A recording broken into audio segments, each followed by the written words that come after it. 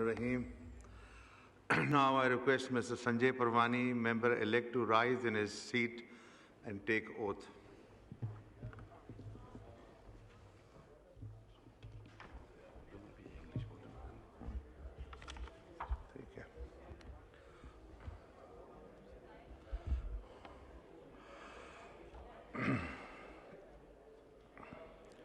Bismillahirrahmanirrahim. I, Sanjay Parwani, do solemnly swear that I will bear truth, faith, and allegiance to Pakistan, true faith and allegiance to the Pakistan, that as a member of the National Assembly, I will perform my functions honestly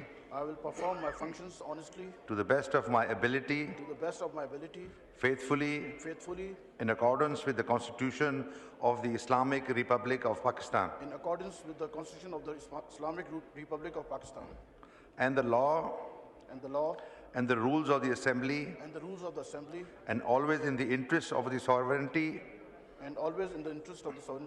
integrity, solidarity, well-being, and prosperity of Pakistan, that I will strive to preserve the Islamic ideology,